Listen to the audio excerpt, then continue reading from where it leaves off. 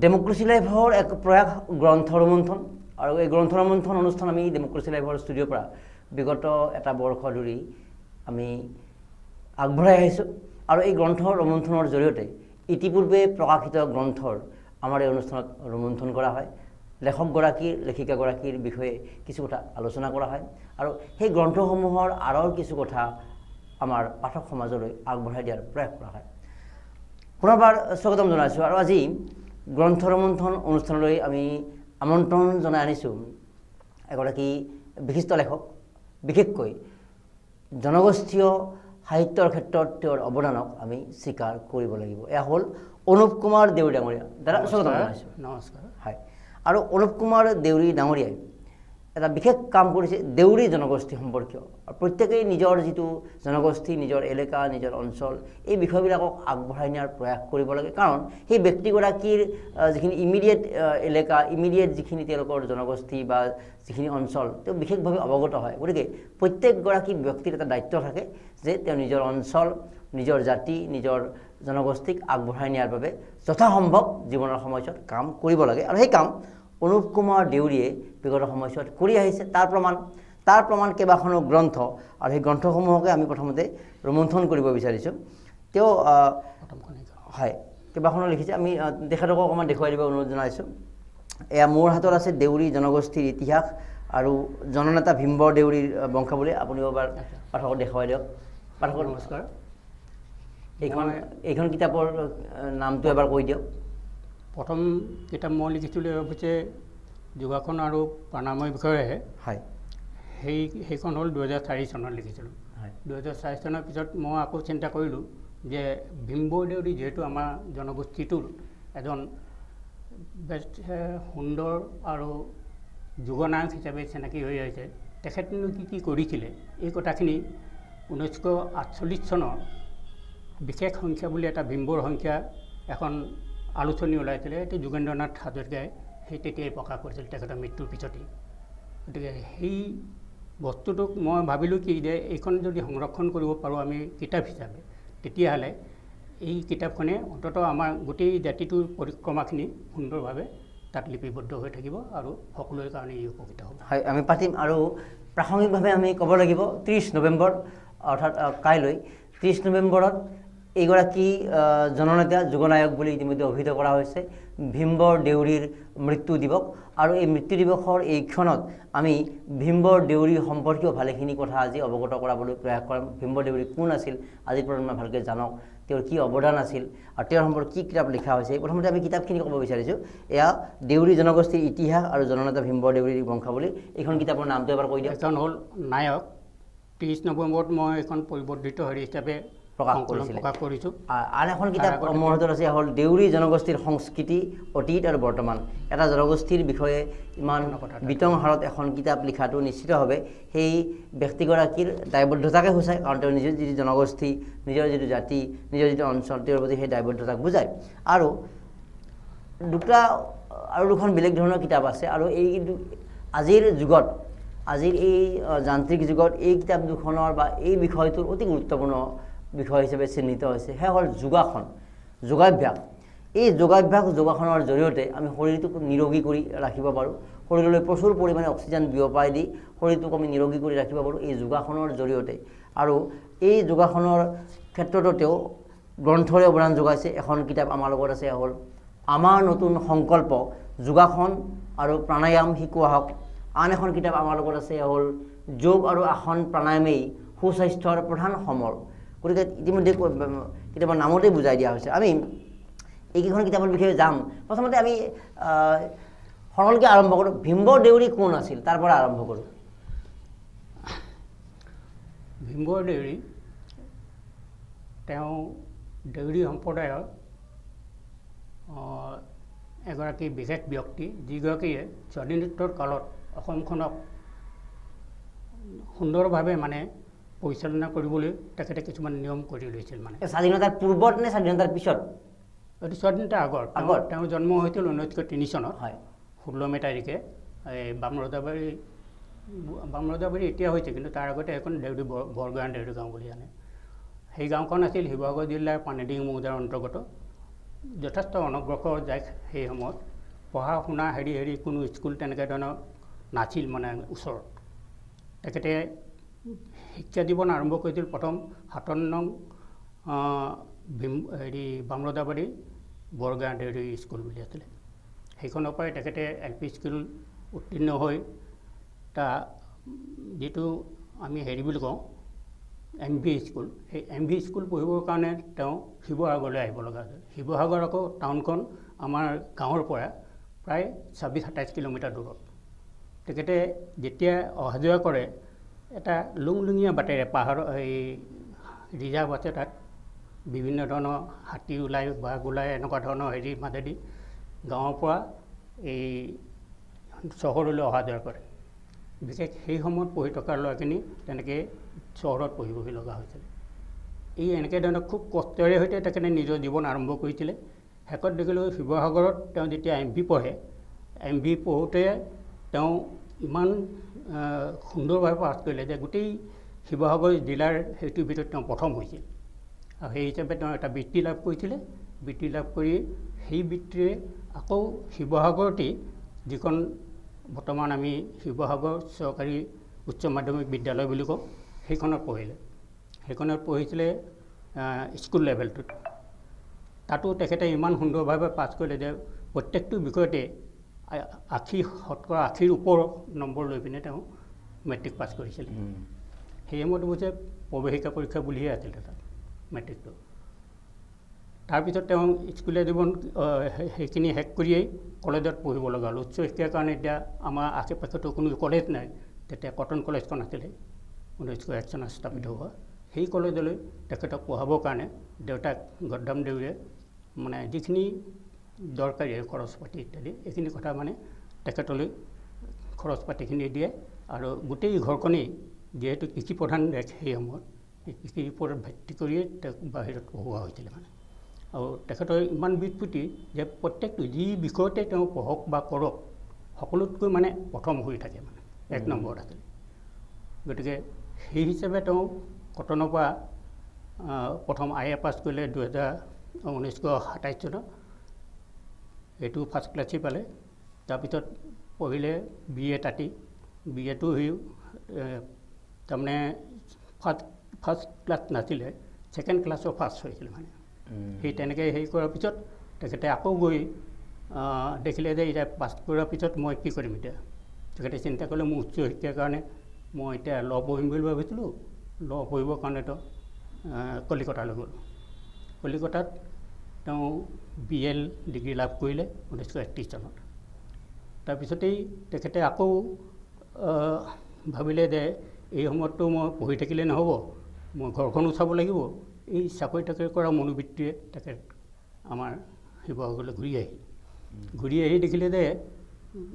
তেওঁ ক'তো মানে চাকৰি নাপায় এই HS পৰীক্ষাৰ কাৰণে এপ্লাই কৰিলে HS পৰীক্ষা পঢ়ি দিয়েই তেখেতে প্ৰথম হেৰিতেই ফাৰ্ষ্ট হৈছে মানে গোটেই গ্ৰুপটোৰ ভিতৰত আচ্ছা কিন্তু তেখেতে চাকৰিটো নাপালে নোপোৱাৰ কাৰণটো হ'ল কি তেতিয়া ব্ৰিটিছসকলৰ এটা নিয়ম আছিল যে যিখিনি মানুহ জনজাতীয় বা নিজ স্কুলৰ হেৰি আৰু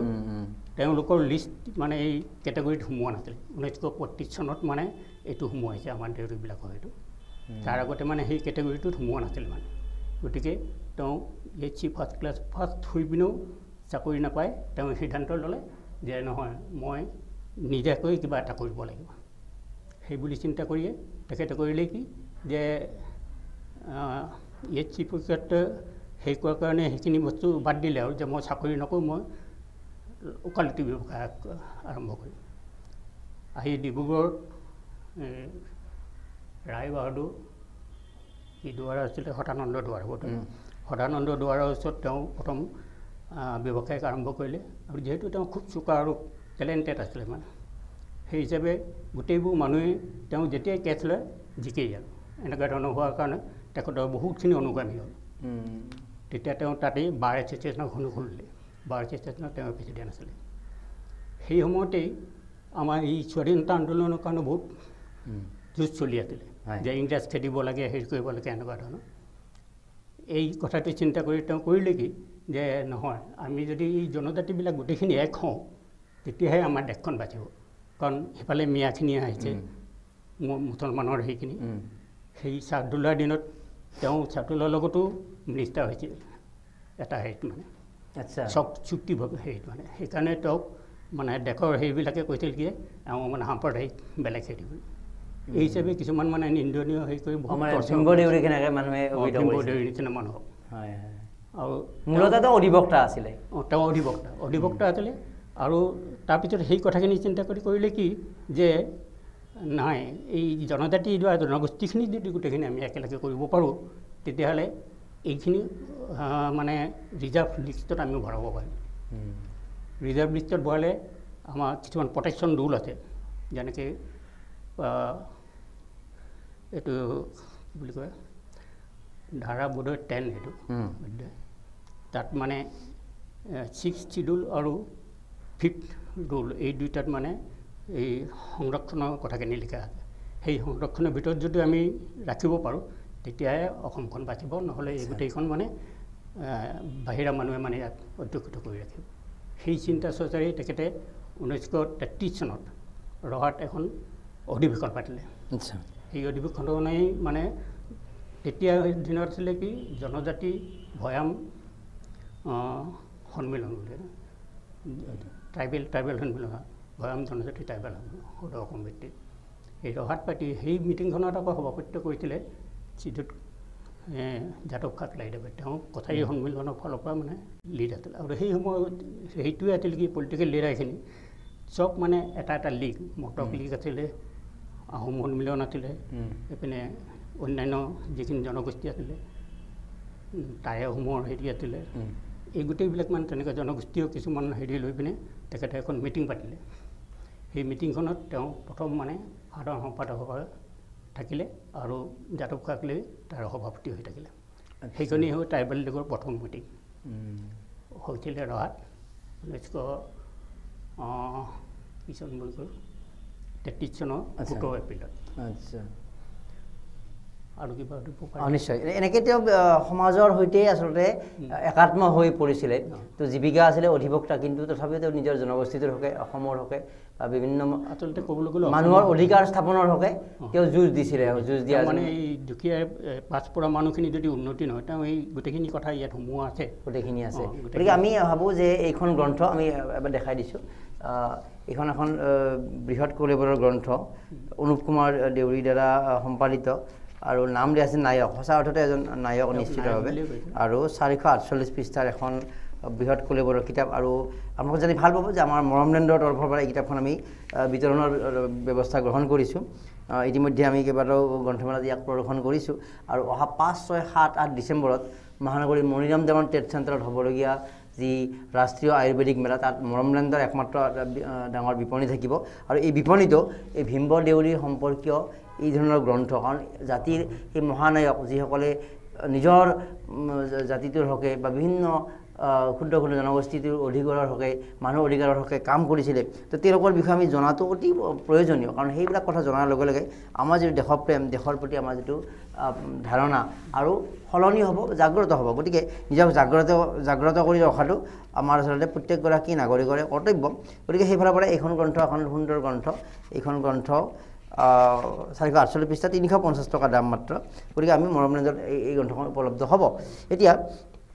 আৰু এখন আমি গ্ৰন্থৰ মাজলৈ যাওঁ ভীম্বদেউৰী আৰু এখন কিতাপ আছে দেউৰী জনগোষ্ঠীৰ ইতিহাস আৰু জননেতা ভীম্বদেউৰীৰ বংশাৱলী তো এইখনৰ বিষয়ে মই এটা ব্ৰিফ এটা কৰি দিছোঁ হয় হয় আচ্ছা ভীম্বদেউৰীৰ কথা ক'বলৈ গ'লে আমি দেউৰী জনগোষ্ঠীৰ কথাটো মানে ইতিবৃত্তিটো জানিব লগা হয় গতিকে ভীম্বদেউৰীৰ মূল বংশাৱলী আছিল মানে শদিয়াৰ পূবত মানে শদিয়াৰ যিটো মানে তামেশ্বৰী হলৰ মূল মন্দিৰৰ যিগৰাকী পূজাৰী এওঁ দেউতাকৰ আগৰজন মানে তাৰমানে আজু দেউতা মানে ককা বুলি ক'ব আচ্ছা সেই তেনেকুৱা ধৰণৰ তেওঁৱে মানে তেওঁ আছিল নিজাবৰদেউৰী অসমৰ প্ৰথম দেউৰী মানুহগৰাকী সেই পূজাৰীজনৰ দেউতাক সেই পূজাৰীজনৰ ভীম্বদেউৰীৰ ভীম্বদেউৰীৰ দেউতাক গৰ্দাম কথা এইটো সেইটোতো 1700 আগৰ কাৰণ ভীম্বদেউৰী মানে দেউৰী জনগোষ্ঠীৰ অসমত মানে 2-3টা প্ৰজন্মৰ পিছৰে এটা প্ৰজন্ম মানে গতিকে তেওঁ যেতিয়া তাত মানে পূজাৰী হিচাপে হেৰি কৰিলে তেতিয়া আচলতে দেউৰী জনগোষ্ঠীৰ কথা অলপ কৈ দিওঁ এইখিনিতে যে দেউৰীসকল ক'ৰ পৰা অসমত আহিল সেইটোকে দেউৰী একচুৱেলি আমি দেউৰীবিলাকক ইয়াৰে অতীজৰ এটা জনগোষ্ঠী বুলি ক'ব খুজিছোঁ তাৰমানে চুতীয়াবিলাক ভূমিপুত্ৰ চুতীয়াবিলাকৰ আগতো দেউৰী আছিলে মানে কিন্তু আমাৰ হিষ্ট্ৰী আৰু হেৰিত তেনেকুৱা ধৰণৰ উপলব্ধ নোহোৱাৰ কাৰণে এই চুতীয়া ৰজাৰ অহাৰ পিছতহে সেই দেউৰী সেইখিনিক মানে গুৰুত্ব দিলে তাৰমানে চুতীয়া ৰাজ্যৰ ৰজাবিলাকে তেতিয়া এই যিটো তামচলি মন্দিৰৰ কথা কৈ আছোঁ সেই তামচলি মন্দিৰটো মানে তেওঁলোকেও পূজা সেৱা কৰাইছে দেউৰী শব্দৰ অৰ্থটো এবাৰ কৈ লওঁ প্ৰথমতে দেউৰী শব্দৰ অৰ্থটো দেউৰী শব্দৰ অৰ্থটো হৈছে কি একচুৱেলি মানে দেৱতাৰ বুজায় উ মানে হ'ল উচ্চ খবৰ ৰি মানে হ'ল পূজক পূজা এনেকুৱা ধৰণে বৰ্ণনাটো দেৱতাসকলৰ উচ্চ খবৰ দেৱতাসকলক পূজা কৰা তাৰমানে ক্ষমতা আছে তেওঁলোকেহে দেউৰী আচ্ছা দেউৰী বহুতে আকৌ বেলেগ ধৰণে বৰ্ণনা কৰে দেউৰী বুলি এতিয়া এই যে সমাজত কিছুমান বিলনীয়া সেইটো দেউৰী বেলেগ সেইটো জাতিগত দেউৰী তেওঁলোকে পূজা পাতলহে কৰে গোটেই আমাৰ দেউৰীত 4টা খেল আছে প্ৰথম খেলটো হ'ল ধৰক বুঢ়া বুঢ়ীটো আমি এতিয়া দিবঙীয়া খেল বুলি কওঁ তাৰ পাছতো হ'ল টেঙাপনীয়া বা বলীয়া বাবা বা গিৰাগিৰাচী তাৰপৰা বলীয়া হামটা বুলি কয় আৰু তাৰ পাছতো হ'ল তামেশ্বৰী যিটোক আমি দেউৰীসকলৰ অধিষ্ঠাত্ৰী দেৱী এই তাহানি তামেশ্বৰী মন্দিৰৰ কথা আছে তাৰ পাছত আৰু এটা হেৰি আছে কি পাটৰ গাঁও বুলি কয় পাটৰ গাঁও বুলি যিখিনি মানুহ সেইখিনি কিন্তু এই দেউৰী জাতিৰ লগতেই মানে সংলগ্ন হৈ আছে আচ্ছা দেউৰী জনগোষ্ঠীৰ বৰ্তমান অসমত কিমান জনসংখ্যা এতিয়া এনেই প্ৰেক্টিকেলি আমাৰ 2 লাখৰ ওপৰত দেখুওৱা হৈছে মূলতঃ মানে আধিক্য ক'ত দেখা যায় যে অসমৰ কোন প্ৰান্তত তেওঁলোকৰ বেছি আধিক্য দেখা যায় এইটো আমি ক'ম যে শদিয়াৰ এইটো আছিল তাৰপিছত তাৰ পৰা আমাৰ গুচি আহিছিলে লখিমপুৰ জিলালৈ লখিমপুৰ যোৰহাট শিৱসাগৰ তিনিচুকীয়া চৰাইদেউ এইখিনি লৈ পিনে উজনি অসমৰ ঠাইখিনিত মূলতঃ তেওঁলোকৰ এতিয়াও আছে আৰু এতিয়াতো কৰ্মসূত্ৰে বিভিন্ন প্ৰান্তত আছে কিন্তু এনেই বসবাস অঞ্চল হিচাপে মানে চাংচাটো আছে ঠিক আছে আমি কথা পাতিম যিহেতু আপুনি এগৰাকী কবি হিচাপে পৰিচিত মাজতে অকণমান আমি অলপ ৰসটো চেঞ্জ কৰি দিওঁ এটা কবিতা পাঠ আমি উপভোগ কৰি লওঁ প্ৰথমতে মাজতে এইখিনিতে ক'বলৈ গৈছোঁ যে মই ঠিক কবি নহয় কিন্তু কবিতা লেখাৰ চেষ্টা কিছুমান কৰি আছোঁ নিশ্চয় মই আজি এই কবিতাটো পাঠ কৰি দিব লাগিব যে কবিতানো কি এই ওপৰতে লিখিছোঁ কবিয়ে কবিতা লিখে নিজৰ ভাষাত শব্দৰ মালাৰে কবিতা ফুটি উঠে সমাজৰ চিত্ৰকল্প মনৰ দুখ আৰু বেদনাৰ কথাতে কবিতা হেনো কল্পনাৰ আকৰ য'ত পোৱা যায় হীৰামণি মুকুতাৰে বাখৰ কল্পনা নৈখন হেনো চিৰ প্ৰবাহমান সুন্দৰ হেঙ্গুলীয়া আৰু হাতুবৰণীয়া বাস্তৱত নহয় নেকি কবিতা সৃষ্টি তেন্তে হিৰুদা ভূপেনদা নীলমণি ফুকনদেৱহেঁতে কিয় লিখিছিল বাস্তৱধৰ্মী কবিতা য'ত চিত্ৰকল্প হৈছে বাস্তৱৰ পৰিঘটনা সমাজ ব্যৱস্থা আৰু ৰূপান্তৰৰ কথা সেয়ে কালজয়ী কবিতা হৈছে গীতৰ মায়াজাৰ আকাশে বতাহে নিনাদে চিৰজুগুমীয়া কেৱল শব্দ চয়নে নহয় কবিতা সৃষ্টি যদি তাত নাথাকে হৃদয়ৰ বাণী কেৱল ভাৱ ভাষাই নকৰে কবিতা সুন্দৰ যদিহে নাথাকে তাত বাস্তৱৰ ছবি সমাজৰ চিত্ৰকল্প যদি কবিতাতেই নাথাকে কবিৰ মহত্ব কোন কিহেৰে জুখিবা আজিৰ সময়তো মই কবিবৃন্দক এই কথাটোকেই সুধিব খুজিছোঁ কবিতানো কি সঁচা অৰ্থ এইটো কবিতাৰ ওপৰত মানে কি ধৰণৰ হয় সেই কথাটোকে মই মানে গভীৰতা এটা আছে কবিতাটোৰ আচ্ছা আমি মাজতে আৰু এখন কিতাপৰ মাজলৈ যাওঁ এইখন সুন্দৰ বেতুপাতৰ দেউৰী জনগোষ্ঠীৰ সংস্কৃতি অতীত আৰু বৰ্তমান দেউৰী জনগোষ্ঠীৰ কালচাৰেল দিশটো অকণমান কওকচোন তেনেহ'লে কিনো আমি যেনেকৈ বিহু থাকে বাঢ়ি থাকে আমাৰ দেউৰীসকলৰনো কি আছে দেউৰীসকলৰ মূল কালচাৰটো হৈছে কি তেওঁলোকে পূজা পাতল কৰে এটা হেৰি কিন্তু দেউৰীয়ে বিহু কৰে হেৰি কৰে গোটেইখিনি আছে আমাৰ অসমীয়া সমাজত যিখিনি চলি আছে কিন্তু ইয়াতে মানে দেউৰী জনগোষ্ঠীৰ যিটো বিহু সেইটো অন্যান্যৰ লগত অলপ বেলেগ প্ৰথম কথাটো কৈছোঁ কি যে দেউৰীবিলাকে এটা নিৰ্দিষ্ট সময় ঠিক কৰিলে যে বহাগৰ বিহু হ'ব ধৰক বিহুৰ দিনা কেতিয়া আমি আৰম্ভ কৰিম দেউৰীসকলৰ এটা জনবিশ্বাস আছে যে বুধবাৰটো তেওঁলোকৰ ভাল বুধবাৰেই মানে সেইকাৰণে তেওঁলোকে বিহুটো আৰম্ভ কৰিবলৈ বুধবাৰলৈ ৰৈ থাকিব লাগে আমি বিহু পাতোঁ সোমবাৰ হ'লেও গৰু বিহু হোৱাৰ লগে লগে পাছদিনা হেৰি কৰোঁ আমাৰ কিন্তু সেই বুধবাৰটোলৈ সন্ধিয়া কৰে আৰু শুক্ল পক্ষতহে মানে বিহু পাতে কৃষ্ণ পক্ষত নহয় মানে সিও এটা কথা সেইটো মানে আমাৰ ধৰ্মৰ যিটো বিশ্বাস আমাৰ কেলেণ্ডাৰ মতে আপোনালোকৰ বছৰটো বেলেগ নেকি কিবা নাই বছৰটো একেই না কিন্তু সেই বাৰ আৰু হেৰিখিনি আমাৰ মিলাব লগা বেলেগ হয় তাৰমানে এটা পক্ষত পূজা কাটিব না আমাৰ বিহু আৰম্ভ হয় আকৌ পূজা কটাৰ পিছত গতিকে প্ৰথম থানঘৰত হয়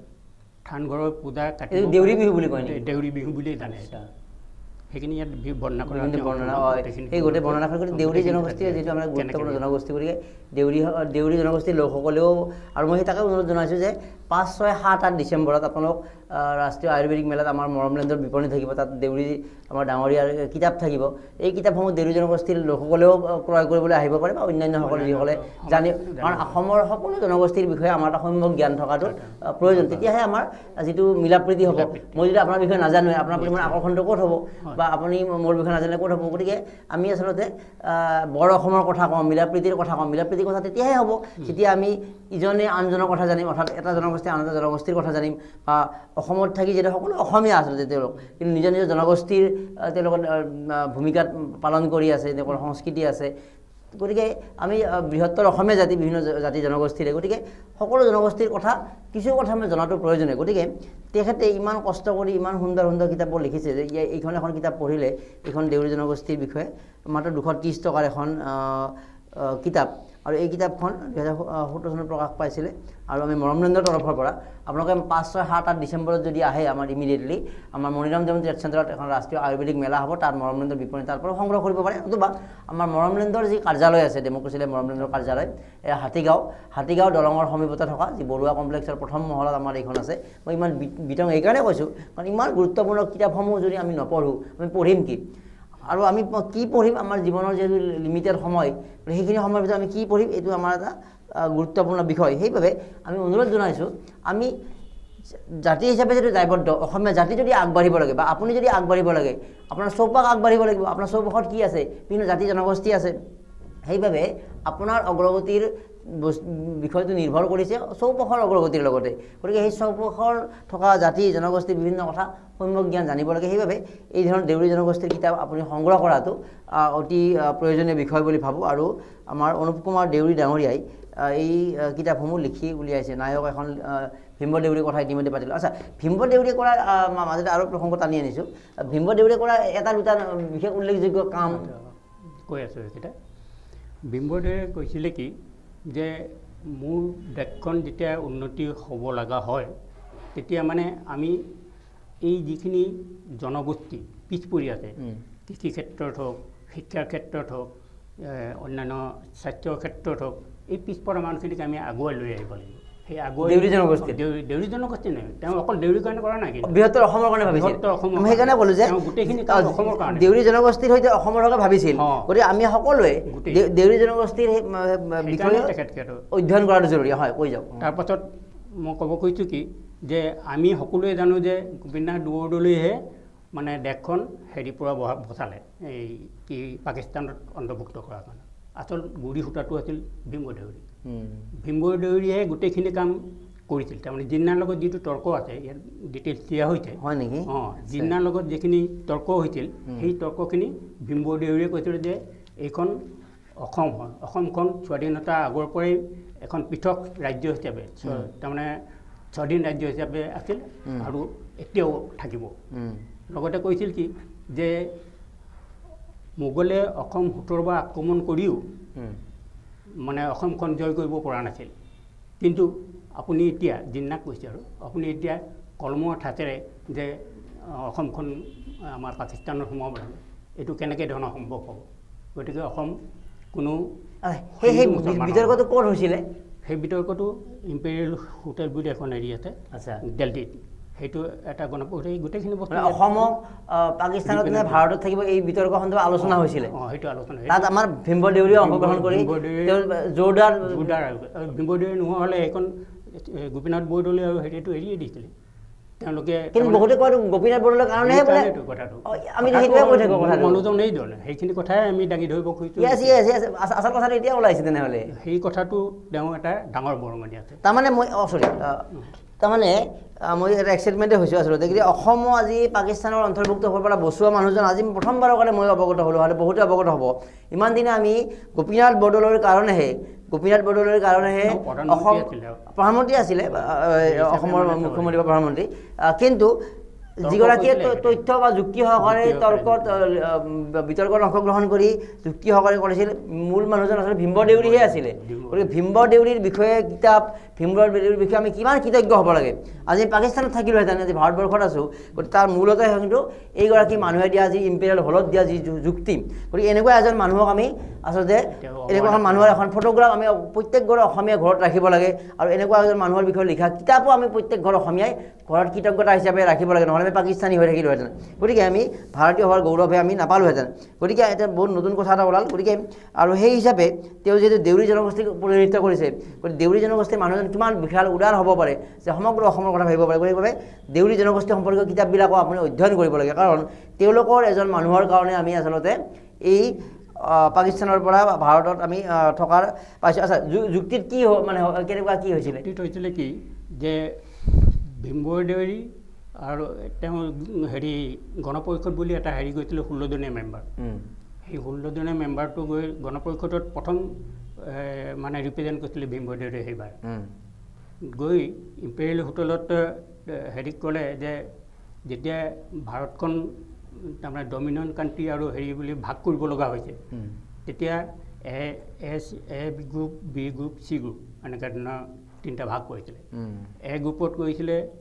এই লোৱাৰ যিখিনি কণ্ডিশ্যন মানে পাঞ্জাৱ হেৰি চেৰি গোটেইখিনি হেৰি ৱেষ্টাৰ্ণ যিখিনি হিন্দু অধ্যুষিত মানুহ সেইখিনিক এ গ্ৰুপত দিলে বি গ্ৰুপত কৰিলে কি পাঞ্জাৱ উত্তৰ পূব সীমান্ত অঞ্চল এইখিনি দিলে চি গ্ৰুপত পশ্চিমবংগ আৰু অসম তেতিয়া মানে বংগৰ লগত আমাৰ অসমখন মানে একেধাৰে মানে একেটা হেৰিতে ৰাখিছিলে আচ্ছা হয় কিন্তু বংগ যিহেতু 2টা ধাৰা আছে তাত নক্সালিষ্ট আৰু এই মিয়া হেৰি এই গোটেই সমষ্টিখিনি তেওঁলোকৰ তাত আছিলে মানে যেতিয়া সৈয়দ ছাদুল্লাহ মিনিষ্টাৰ আছিলে অসমৰ তেতিয়া সেই সৈয়দ ছাদুল্লাহ মিনিষ্টাৰত একমাত্ৰ মানে চেলেঞ্জ কৰিছিলে এই ভীমবৰ দেউৰীয়ে আচ্ছা যে আপুনি কি যুক্তিৰে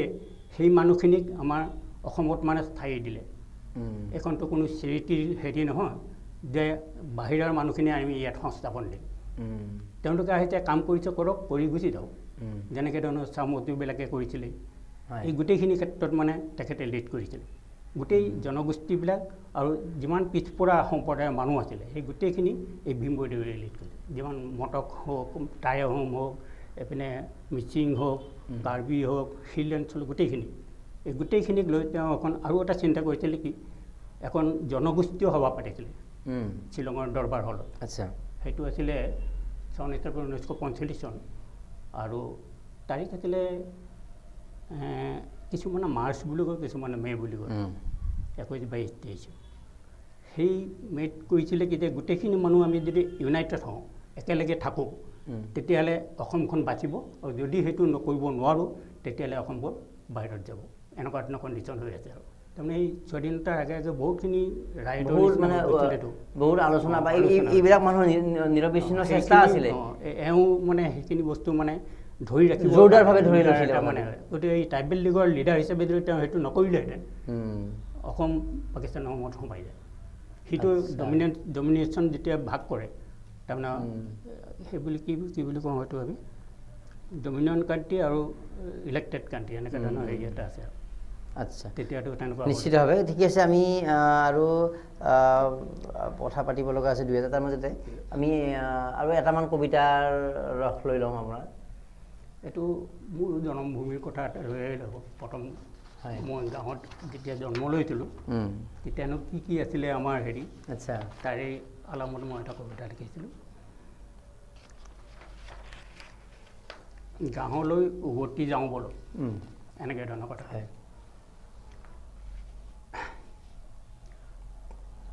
অলপ অসুবিধা হয় কি চশমাটো চেঞ্জ কৰিব লগা আচ্ছা মোৰ জন্ম হোৱা গাঁওখনেই আছিল অতিকে শুৱনি মন পৰশা সেউজীয়া ধাননি পথাৰ বহুমূলৰ বাৰী ফলমূলৰ বাৰীত আমি আম কঁঠাল লেটকু পনিয়ল তথা পাণ তামোল কুঁহিয়া কমলাৰে সোণহেৰিয়া। গাঁৱৰ আৱাসিক আছিল প্ৰায় 200 ঘৰ, সেয়ে নাম দিয়া হৈছিলে বৰগঞা দেউৰী গাঁও, বৰগাঁও মানে। পূজা পাতল কৰে সিহঁতে আইতামেশ্বৰী। প্ৰতিটো পূজা পাতলতেই আহে হাঁহ কুকুৰা পাৰ আৰু বছৰেকত আহে মহ বলি মহোৎসৱ। ৰঙালী বিহু হৈছে হুঁচৰি আৰু দেউদনিৰ নৃত্য। গাঁৱৰ মা দেউতাই স্কুললৈ পঠাইছিল মোক। সিহঁতৰ সপোন আছিল ল'ৰা ছোৱালী চাকৰি কৰিব, ডাঙৰ মানুহ হ'ব, আমাক খুৱাব পিন্ধাব আৰু গাঁৱলৈ আনিব অনেক গৌৰৱ। সেয়ে হ'ব আমাৰ অনেক আনন্দৰ খোৰাক। কিন্তু আজি আমি হ'লোঁ কি, কৰিছোঁ কি? চাকৰি কৰি ল'ৰা ছোৱালীক মানুহ কৰিলোঁ, মহানগৰত ঘৰ দুৱাৰ কৰিলোঁ, সিহঁতৰ সংসাৰ পাতিলোঁ। আজি আমাৰ বৃদ্ধকালত কোনো ল'ৰা ছোৱালীয়ে দেখোন আমাৰ লগতেই নাথাকে, সংসাৰৰ মায়াজালত পৰি চাকৰিৰ কালত। তাৰমানে চাকৰি মুহূৰ্তে সিহঁতক মানে এৰি দিব লগা হৈছে। তাৰপিছত আহোঁ গাঁৱৰ অৱস্থালৈ। গাঁৱত দেখোঁ মৰং ঘৰত শিক্ষিত ল'ৰা ছাম নাথাকে। গাঁৱত শিক্ষকতা কৰা ল'ৰা ছোৱালীও ঘৰ বাৰী কৰে নগৰতে, আৰু খেতি পথাৰৰ নিজে নকৰি আদি দিয়ে, লগত লাভাংশ লৈ নগৰলৈ ঘূৰি আহে। তাকে আকৌ উজান দিলে নতুন চৰকাৰৰ আঁচনিয়ে। খেতি নকৰাকৈ যদি ভাতমুঠি চৰকাৰৰ ৰেচন হিচাপে পায়, ল'ৰা ছোৱালীক পঢ়াই মইনা নিযুত আঁচনিৰে, আৰু কৃষকে পায় মাটি পট্টা ৰেহাই। কৃষক আঁচনি খুলি পকীঘৰ দিয়ে আজি চৰকাৰে। গাঁৱৰ ল'ৰাবোৰ এই আঁচনি পাই খেতি বাতিয়ে এৰিলে। চৰকাৰৰ আঁচনি টকা পালে তিনিআলি চাৰিআলি মূৰত চলে জোৱাৰ আড্ডা, ক্লাব ঘৰত চলে মদ ভাং ড্ৰাগছ আদি বেহা বেপাৰ। গাঁৱলৈ যোৱাৰ মুখ মোৰ ইয়াতেই ভাগিলে। তাৰমানে গাঁৱলৈ যাম বুলি ভাবিছিলোঁ, কিন্তু এইটোৱে যদি চলি থাকে তেতিয়াহ'লে দেখোন গাঁৱলৈ যাম কেনেকৈ। ভাবিছিলোঁ গাঁৱত তাহানিতে খেলা টাংগুটি খেলিম, হৈগুডু খেলিম, কিন্তু সকলোবিলাক খেলি মেলি হৈ গ'ল। সেয়ে এতিয়া ভাবিছোঁ কি, আজিৰ ল'ৰাই আজিৰ ল'ৰাই মানে আৰম্ভ কৰিছে চিনেমা, মোবাইল, লেপটপ, কম্পিউটাৰ আদিৰে। তাৰমানে যুগটোৱে বদলি হ'ল। সমাজ ব্যৱস্থাৰ এখন সুন্দৰ ছবি আপুনি অংকন কৰিছে। আমি সামৰিব লাগিব, ভালেখিনি কথা আমি পাতিলোঁ, কিন্তু এটা গুৰুত্বপূৰ্ণ বাৰ্তা এতিয়া আমি আৰম্ভণিতে কৈছিলোঁ যে যোগাসন অতি আমাৰ জীৱনৰ বাবে, আমাৰ দৈনন্দিনত এটা অতি পালন কৰিবলগীয়া এক বিষয়। তো এই যোগৰ গুৰুত্ব কি, আৰু এই যোগৰ কিতাপ কিয় লিখিলে, কেনেকৈ যোগৰ মাজলৈকে আহিল, কিয়নো যোগ কৰিলে কি লাভ হয়, অকণমান কৈ দিয়ক। প্ৰকৃততে ক'বলৈ গ'লে আমাৰ ডাক্তৰ আমি নিজেই। তাৰমানে আমি যদি নিজেই যোগ সাধনা কৰোঁ, যোগাসনৰ থ্ৰু দিয়ে আমাৰ শৰীৰ চৰ্চাটো সুন্দৰভাৱে কৰি ৰাখিব পাৰোঁ। শ্বাস প্ৰশ্বাস, অক্সিজেন যিখিনি লাগে আমাক, বডিৰ যিখিনি মাচুলৰ এনাৰ্জেটিক হেৰি, এইবিলাক গোটেইখিনি আমাৰ নিজৰ হাততেই আছে। কিন্তু সেইখিনি আমি অভ্যাস নকৰাৰ কাৰণেই আজি এই অৱস্থা হৈছে। সৰুৰ পৰা আমি ল'ৰা ছোৱালীক খোৱাৰ ক্ষেত্ৰত দিয়ে, আমিতো আজিকালি সেই ফাষ্টফুড হেৰি এইবিলাকেই খাওঁ, কিন্তু সেইবিলাকে আমাৰ শৰীৰত কি এফেক্ট কৰে, কি অসুবিধা হয়, এই কথাখিনি আমাৰ সমাজে নাজানে। এটা সময়ত গৈ আমি ডায়েবেটিছ, মানে প্ৰেছাৰ, কিবা লিভাৰৰ বহুত প্ৰব্লেম হৈ যায়। সেই প্ৰব্লেমখিনি সেই তাতে সোমাই আছে। আমি যদি যোগাসন কৰোঁ, যোগাসনত কেইটামান নিয়ম মানিবই লাগিব আপুনি। যে ঠিক ধৰক এটা নিৰ্দিষ্ট সময়ত উঠিব লাগে, লিষ্ট এখন কৰি ল'ব লাগিব যে মই ৰাতিপুৱা 4-5 বজাত উঠিম। ঠিক এটা ব্ৰত ৰাখিব লাগিব যে মই মদ ভাং হেৰি চেৰি একোৱেই নাখাওঁ। সেইটো আপোনাক দেহাটোক নবচালে জানো। ঠিক তেনেকৈ ধৰণে আকৌ এটা কথা আমি ক'বলৈ যাওঁ যে এইটো কৰাৰ ক্ষেত্ৰত আমাৰ যিটো মনৰ শক্তি, মানে সেই মনৰ শক্তিটো বাঢ়ি যায়। মানসিক শক্তি যিটো আমি মনোবল বুলি কওঁ। বহুতে কি কাৰণে নাজানো, মই নিজেও এইটো অনুভৱ কৰোঁ যে সেই যোগাসনেই মোক এতিয়ালৈকে এনাৰ্জেটিক কৰি ৰাখে। এতিয়া মোৰ প্ৰায় 77 ইয়াৰ্ছ। কি কয়, নালাগে 77? আচ্ছা, মই 60 এনেকুৱা ভাবিছিলোঁ মই। আচ্ছা, আপুনি কেতিয়াৰ পৰা এই উপলব্ধিটো হ'ল, কেতিয়াৰ পৰা কৰিলে আপুনি? মই ঠিকেই স্কুলৰ সেইটোত বিশেষভাৱে কৰা নাই, এনেই খেলা ধূলাহে কৰিছোঁ। কলেজলৈ অহাৰ পৰাই মই আৰম্ভ মানে। কলেজত তাৰমানে এইটো 65ৰ কথা। 65 মানৰ পৰা আমি যোগাসন কৰি আছে। আচ্ছা, এইটো কিমান সময়ত কৰিব লাগে? দ্বিতীয়তে আৰু বহু কথা হ'ল কি, বহু যোগবিদে নকয় যে যোগাসনৰ কথাটো কয় যে কিমান সময় আগত খাদ্য খাব নালাগে, বা কিমান সময় পিছত খাব লাগে, বা কৰি থাকোঁতে খাব লাগে নেকি, বা ভাত খাই উঠি, এইবিলাক কথা বহুতে নকয় আচলতে। এইখিনি কথা কৈ দিয়ক অলপ। সেই কথাটো হৈছে কি যে যোগাসন কৰাৰ মানুহবিলাকে এই কথা এটা পৰিপাটিভাৱে জানি ল'ব লাগে যে যোগাসন কি কাৰণে কৰিব লাগে আৰু কেনেকৈ কৰিব লাগে নিয়মখিনি নাজানিলে কিন্তু অসমত কৰিলে তাৰ ফলাফল পোৱা নাযায় আচ্ছা সময়ৰ কথা লাগে নেকি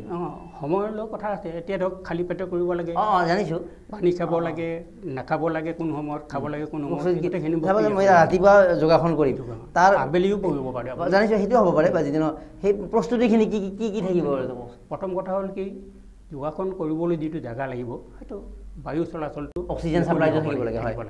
এক নম্বৰ 2 নম্বৰ কথা হ'ল কি আপুনি সদায় মেণ্টেলি এটা প্ৰিপেয়াৰ্ড হ'ব লাগিব যে মোৰ এইটো এটা মানসিক ধৰ্ম বুলি ধৰি ল'ব লাগিব মোৰ স্বাস্থ্যৰ কাৰণে মই এইখিনি কৰিছোঁ গতিকে এইখিনি মানে কেৱল এই আৰু উপায় নাই কৰি এনেকুৱা নহয় মই আনন্দ মনেৰে কৰিব লাগিব মই এইখিনি মানসিকভাৱে মানে সেইটো হ'লে মূল কথা মানে আৰু কৰাৰ সময়ত ধ্যানস্থ এটা মন থাকিব লাগিব যে এইটো কৰিলে মোৰ এই লাভ হ'ব আৰু সেই লাভটো মই নিজৰ ক্ষেত্ৰতে আৰু সেইকাৰণে মই 100% মানে মনোযোগ দি কামখিনি কৰিম সেই হিচাপে মানে হয় মানে গতিকে আৰু এটা কথা থাকে কি মেণ্টেলি ষ্ট্ৰং হয় মই এতিয়া সেই সৰুৰ পৰাই মই চিন্তা কৰিছিলোঁ যে মই মদ ভাং হেৰি কোনো জাগিয়েল বস্তু মুখত নিদিওঁ আজিলৈকে মই দিয়া নাই সেইটো মোৰ এটা হেৰি আৰু মই আনকো সেইটো উত্তাপ নকৰোঁ যে এইখিনি তুমি নিজে হেৰি কৰা আচ্ছা সেই ৰাতিপুৱা এতিয়া কিমান সময় আগত কি খাব লাগে কি খাব নালাগে ৰাতিপুৱা উঠি কৈ দিছোঁ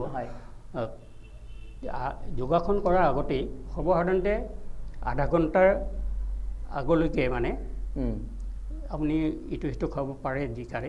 কিবা এটা খাদ্য খোৱাৰ আধা ঘণ্টাৰ পিছতে এক্সাৰচাইজ মানে যোগাসন নহয় সেইটো খুব বেছি পানী আচ্ছা পানীটো খালে হেভি খাদ্য নহয়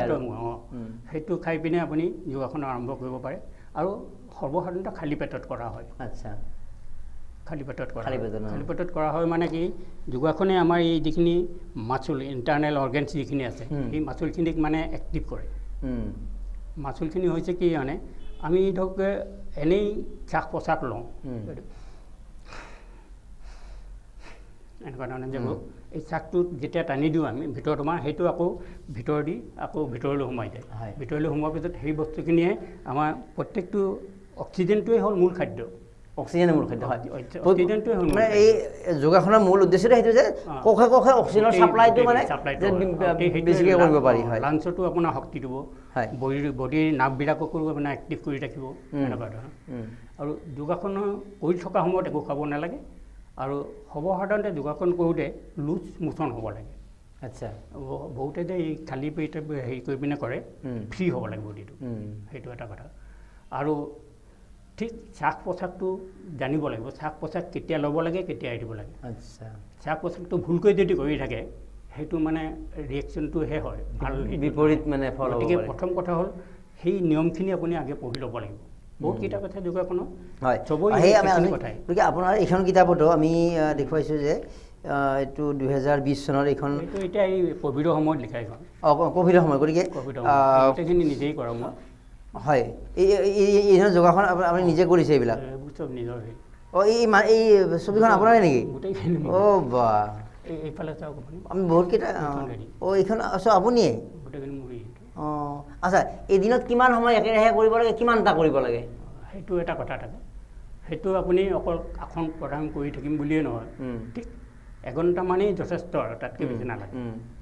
তাৰমানে মৰ্ণিং কৰিলেও সেই এঘণ্টা সময় আপুনি কৰক কিন্তু খুব মনস্ফূৰ্তভাৱে ছিষ্টেমেটিকেলি কৰিব লাগে ইয়াৰ এটা কথা হয় কি যোগাসন যদি আপুনি এবাৰ মূৰত কৰিছে এবাৰ ভৰিত কৰিছে এবাৰ পেটত কৰিছে সেইটো নহয় আচ্ছা সি এটা ক্ৰনলজিকেল ৱে আছে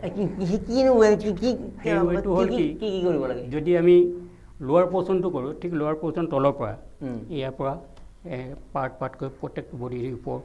এটা মাথা লাগিব আচ্ছা সেই হিচাপে ক্ৰনলজিকেলি কৰিব লাগিব যদি ওপৰৰ পৰা কৰে আপুনি ওপৰৰ পৰা প্ৰথমৰ মাথা সেইখিনি কৰি ল'লে তাৰপৰা তললৈ গৈ যাব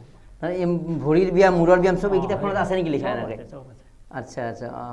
পদহস্তাসন আৰু কোনটোৰ পৰা কি লাভ হয়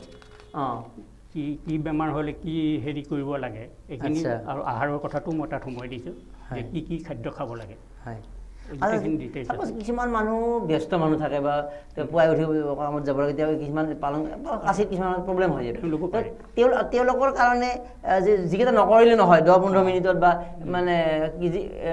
সেনেকৈ দুই এটা কি কৰিব পাৰে এইখিনি ঠিক তেনেকৈ ধৰণৰ আপুনি এই পঢ়া শুনা কৰি আছেতো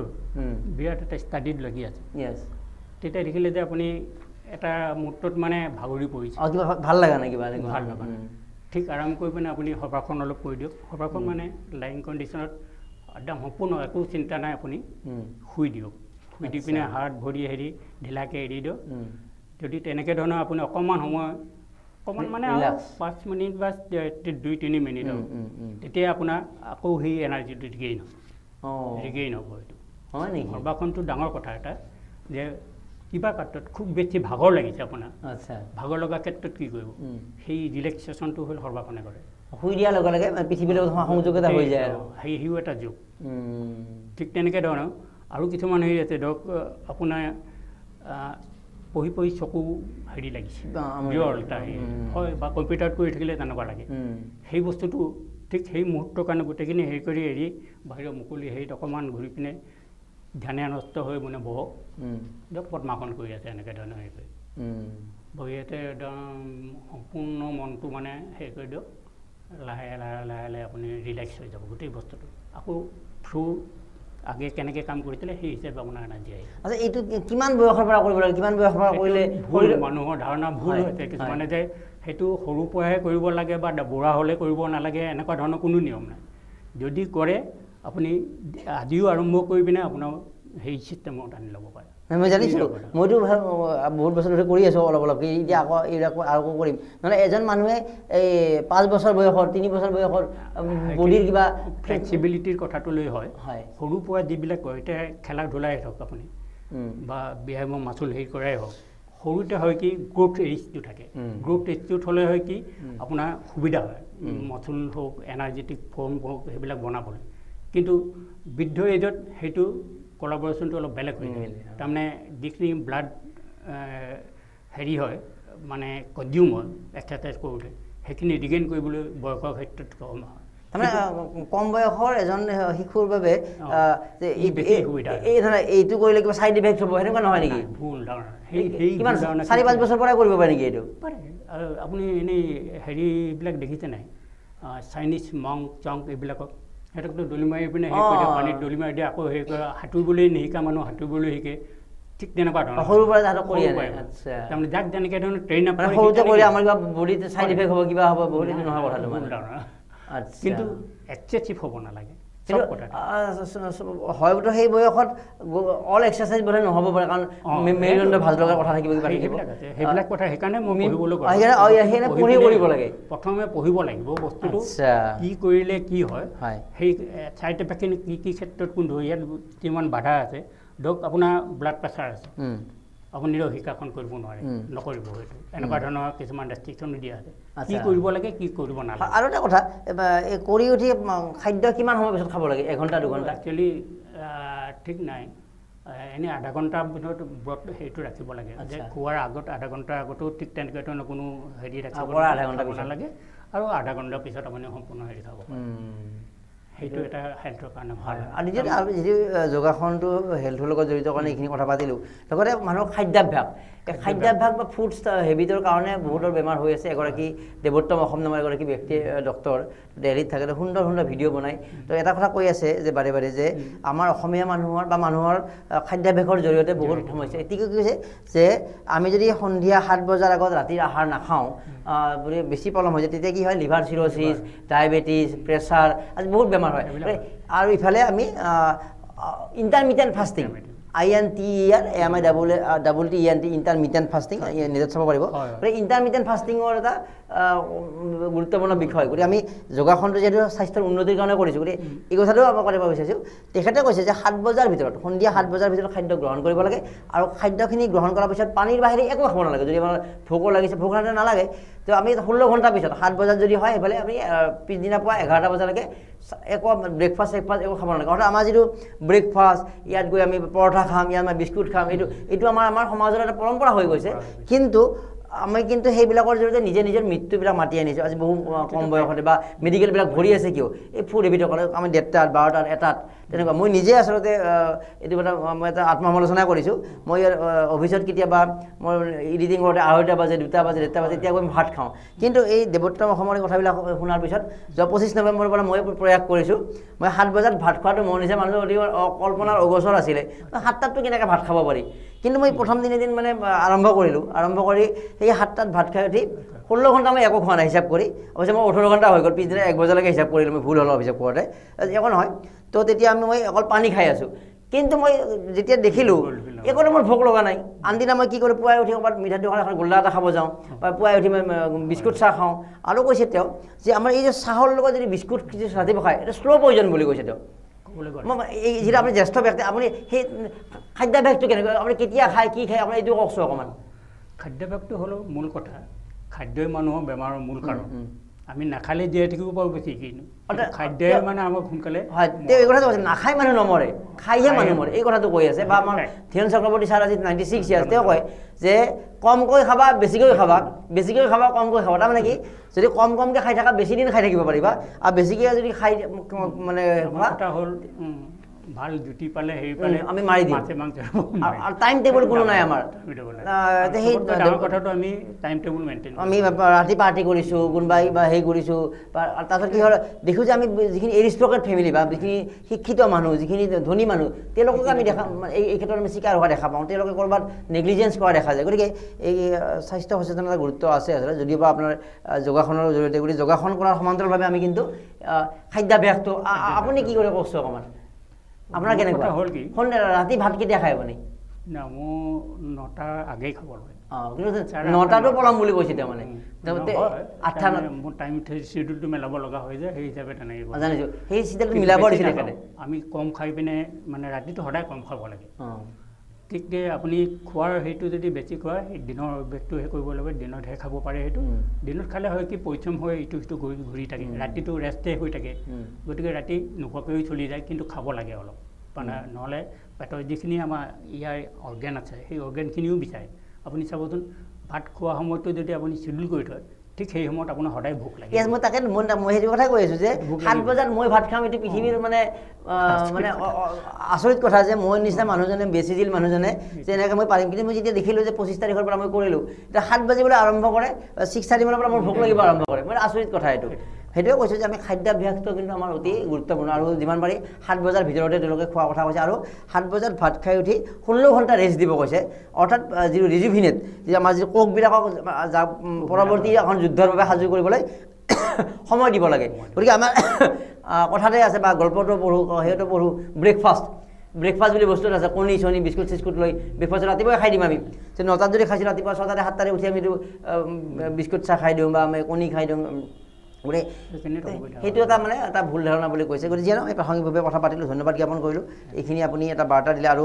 মই কৈছোঁ যে অসম আজি পাকিস্তানৰ লগত নথকাৰ আঁৰৰ মূল ব্যক্তিগৰাকী হয় ময়ো ইমান মানে সাংঘাতিক অধ্যয়ন নাছিল এই ক্ষেত্ৰত গতিকে আমি আজিৰ পৰা আৰু অধিক অধ্যয়ন কৰিম বুলি ভাবিছোঁ গতিকে আমি দেউৰী জনগোষ্ঠীৰ এইগৰাকী মহানায়কক যাৰ বাবে আমি তেওঁ যি ইম্পেৰিয়েল হোটেলত যি তেওঁ যুক্তি প্ৰদৰ্শন কৰে জিন্নাৰ সন্মুখত তাৰ বাবে কিন্তু তেওঁলোক আচলতে বাধ্য হৈ গৈছিলে যে অসমক ভাৰতৰ লগত ৰখাৰ ক্ষেত্ৰত মোৰ এটা কথা ক'বলৈ আছিলে হয় যে ভীমভোই দেউৰী আজি অৱহেলিত হৈ ৰ'ল কিয় মই এটা এনেই আৰ্টিকুলো দিছোঁ পেপাৰটো কওকচোন কৈ লওক সেইটো কথাটো হ'ল কি যে ভীমভোই দেউৰীক একচুৱেলি নেগলেক্ট কৰাৰ কাৰণটো কি এই কথাখিনি মই ক'ব খুজিছোঁ যে যিহেতু তেওঁ জনগোষ্ঠীয় এজন নায়ক আছিল বুলি তেওঁলোকে ক'ব খুজিছে জনগোষ্ঠীয় নায়ক হ'লেও জাতিৰ নায়ক আৰু জাতি এটা জাতি বুলি কৈছে মানে সেইটো নহয় প্ৰকৃততে তেওঁ অসমখনৰহে মানে হেৰি বজাইছে অসমৰহে নাই দেউৰী নায়ক নহয় বুলি নহয় দেউৰী জনগোষ্ঠী কথাটো হেৰিয়ে গোপীনাথ বৰদলৈ লিখিত কৰিছে ইয়াত আছে গোটেইবোৰ টকা গোপীনাথ বৰদলৈ তেওঁক স্বীকৃতি দিছে নেকি কথাটো তেওঁৱে জননেতা নামটো তেওঁ দিছে আচ্ছা গোপীনাথ বৰদলৈ আমি ভাবোঁ যে ভীমভোই দেউৰীক লৈ আৰু অধিক চৰ্চা হ'ব লাগে আৰু এই ক্ষেত্ৰত আমি দেখা পাম এতিয়া কালি দেখা পাম কাইলৈ আমাৰতো 23 নৱেম্বৰ গতিকে আমাৰ যিবিলাক জাতীয়তাবাদী সংগঠন আছে দল আছে তেওঁলোকে এই জাতিৰ স্বাৰ্থত এই মানুহজনক কিমান স্মৰণ কৰে আমি দেখা পাম আচলতে গতিকে আমি ভাবোঁ যে আমি বহু ব্যক্তিক নায়ক পাতিছোঁ বহুত আমি হেৰি কৰিছোঁ কিন্তু এনেজন মানুহ যিগৰাকী ব্যক্তিৰ যুক্তি যুদ্ধৰ পৰাস্ত হৈ আমি আচলতে আমাক ভাৰতৰ ওচৰত ৰাখিবলৈ বাধ্য হৈছিলে জিন্নাহঁতে গতিকে তেনেকুৱা এজন মানুহক আমি বাৰে বাৰে চৰ্চা কৰিব লাগে আৰু এখেতৰ নামত আমি ভালকৈ দিনটো উদযাপন কৰিব লাগে ৰচনা প্ৰতিযোগিতা হ'ব লাগে বা বিভিন্ন হ'ব লাগে আৰু পাৰিলে স্কুলীয়া পাঠ্যক্ৰমতো অসমীয়া মাধ্যমৰ স্কুলীয়া পাঠ্যক্ৰমতো তেওঁৰ বিষয়ে এটা পাঠ্যক্ৰম দিয়াৰ ব্যৱস্থা হ'ব লাগে নিশ্চিতভাৱে আৰু হয় হয় যিহেতু আমি এইখিনি কথা আজি অৱগত হ'লোঁ আপোনাৰ জৰিয়তে গতিকে আমি আগন্তুক সময়ত আমি বিভিন্ন অনুষ্ঠান আয়োজন কৰি থাকোঁ গতিকে আমি সেই অনুষ্ঠানৰ মাজতে কেতিয়াবা আমি অসমৰ বাবে ভীমবৰ দেউৰীৰ কি অৱদান এনেকৈ বক্তৃতা অনুষ্ঠান আমি অনুষ্ঠিত কৰাৰ নিশ্চয় পৰিকল্পনা কৰিম আৰু আপোনাৰ দেউৰী জনগোষ্ঠীৰ মানুহখিনিও এখনত যথেষ্ট সচেতন আৰু তেওঁলোকে ভীমবৰ দেউৰীৰ হকে কাম কৰি আছে তেনেকুৱা এইখিনি তো আমি ধন্যবাদ জ্ঞাপন কৰিছোঁ আজি ভালেখিনি কথা পাতিলোঁ লেখত আমি স্বাস্থ্য সম্পৰ্কীয় কথাও ওলাই গ'ল আমাৰ কথা প্ৰসংগত কাৰণ 77 ইয়াৰ্ছৰ এগৰাকী যুৱক বহি আছে মোৰ সন্মুখত গতিকে কেনেকৈ সম্ভৱ হৈছে আমি দেখিছোঁ গতিকে এই কিতাপসমূহ পুনৰ কৈছোঁ দেউৰী জনগোষ্ঠীৰ সংস্কৃতি অতীতৰে বৰ্তমান নায়ক এখন দ্বিতীয় সংস্কৰণ মৰমলেণ্ডত পাব 5, 6, 7, 8 ডিচেম্বৰত আমাৰ মৰিৰাম দেৱ চেণ্টাৰত আমাৰ মৰমলেণ্ডৰ গ্ৰন্থমেলা থাকিব তালৈ আহিব যোগাসনৰ কিতাপ আছে আৰু দেউৰী জনগোষ্ঠীৰ ইতিহাস আৰু ভীমবৰ দেউৰীৰ বংশাৱলী পৰিয়ালৰ গোটেই কথাখিনি আছে গতিকে এই কিতাপসমূহ আপোনালোকে সংগ্ৰহ কৰাটো অতি গুৰুত্বপূৰ্ণ আৰু আমি অনুপ কুমাৰ দেউৰী ডাঙৰীয়াক ধন্যবাদ জ্ঞাপন কৰিছোঁ আৰু গ্ৰন্থ ৰমন্থন অনুষ্ঠানৰ পৰা মই মৰম কুমাৰে এই কথাখিনিৰ জৰিয়তে বিদায় লৈছোঁ ধন্যবাদ